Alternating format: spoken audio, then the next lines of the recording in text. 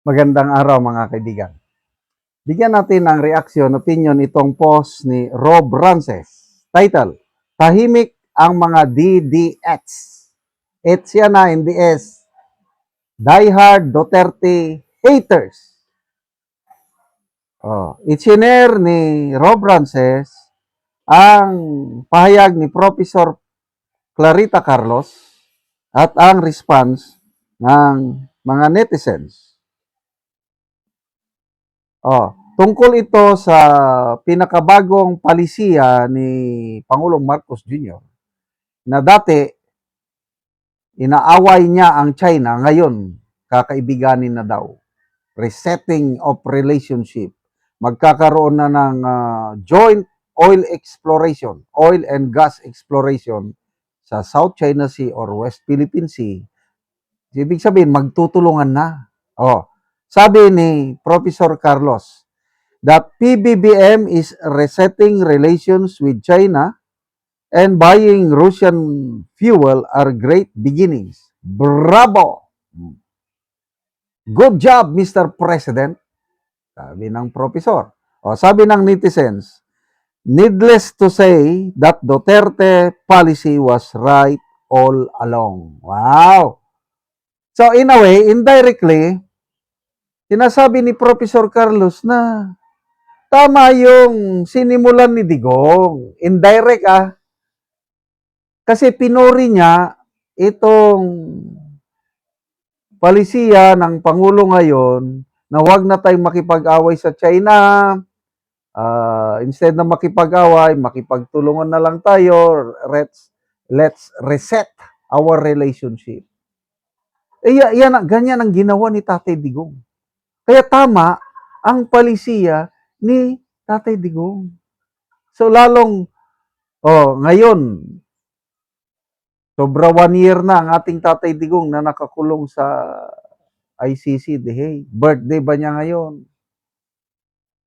So, kahit naghihirap siya doon, malungkot, but ngayon, lumalabas tama all along ang kanyang palisiya. Lalong nagniningning ang galing ng isang Tatay Digong natin na it took this administration more than 3 years to realize na hindi tama yung approach nila sa China na palaaway. Kinukontra. Tulungan. That's the best. So, salamat po, Professor Carlos. Pinuri nyo ang palisiya ng Pangulong Marcos. Ako rin, pinupuri ko. Tama yun. Sana tuloy-tuloy yun. So, in a way, nababalidate. It was proven tama ang palisiya ng Pangulong Duterte noon. Basa tayo sa mga comments. Dito. Grace Igbo, Tatay Digong pa rin sa kalam o malakas. Correct. Agere Lin, PRRD once said, be friends of everyone, enemy of no one. Sahera Akbar, that's Duterte policy, a friend to all, enemy to no one.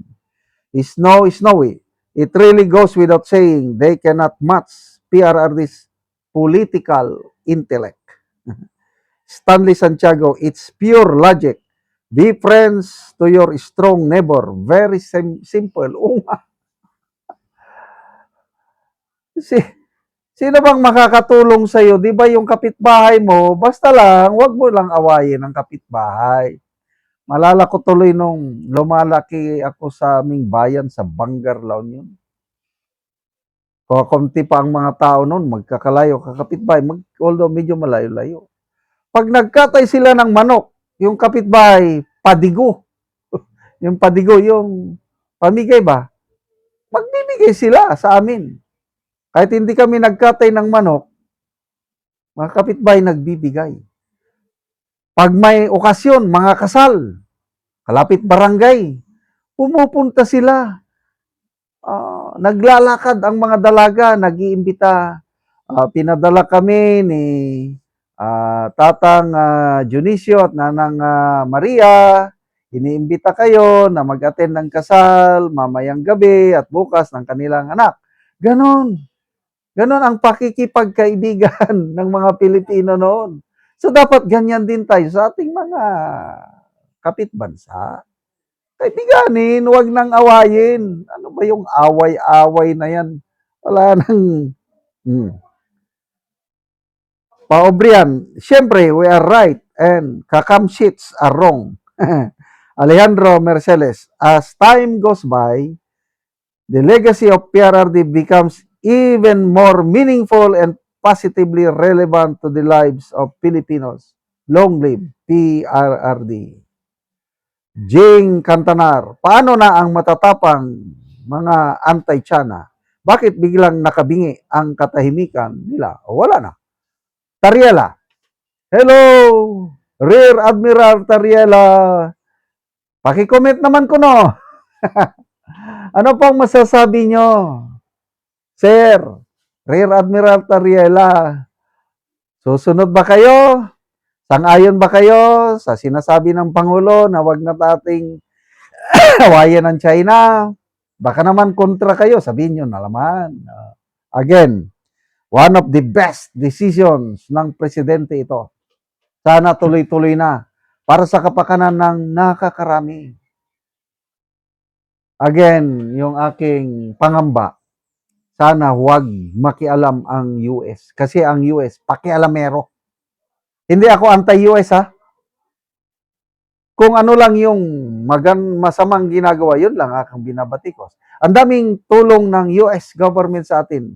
Mula, bakit tayo marunong mag-English? Dahil mga Amerikano nagtulong. Bakit mataas ang ating antas sa edukasyon, sa health, pati Panginoon. Ang mga Amerikano, mga American missionaries, silang nagturo talaga ng tunay na salita ng Diyos sa Biblia. Dami nilang tulong.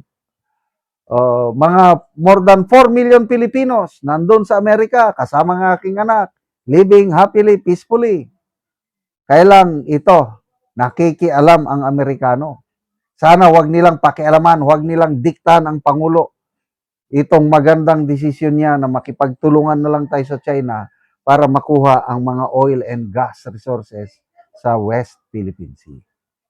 Salamat mga kaibigan sa inyong pagsubaybay sa ating channel. Nakakatulong kayo ng malaki sa Tribong Talandig ng Bukidnon dahil ang income natin sa channel na ito is pantulong po sa tribo. Namimigay tayo ng libreng yero at pako para naman makapagpatay sila ng mas maayos na tirahan. Panoorin nyo ang video na ito.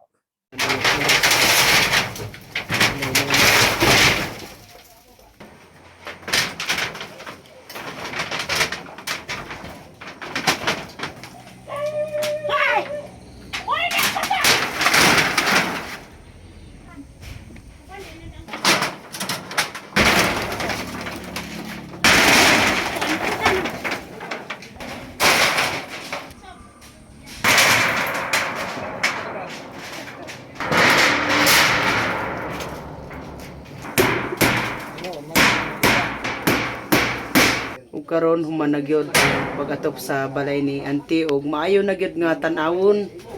So dili na sama gani nga mga buslot na ang yangiro. So karon maayo na.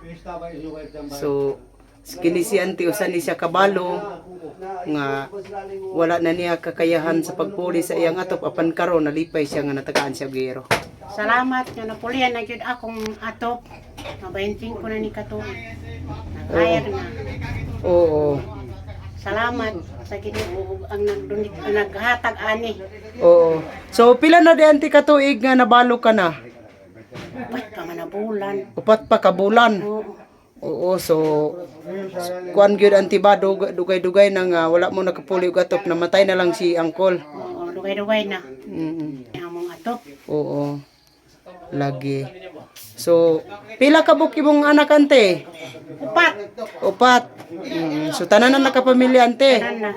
Ay, so ang nagpuyo karon, ikaw ra sa imong balay nagpuyo karon. Ako ug akong mga apo. Ikaw ug ang imong mga apo. So pila na da imong edad ante? 57 o 55. 55 ka na. Oo, so kuan na gyud ante ba? Pila na ka book yung mga po ante? Unom. Unom na. Oo, sige. So, salamat kay ante. Salamat sa paghatag sa sin. Oo. Kaya makabid.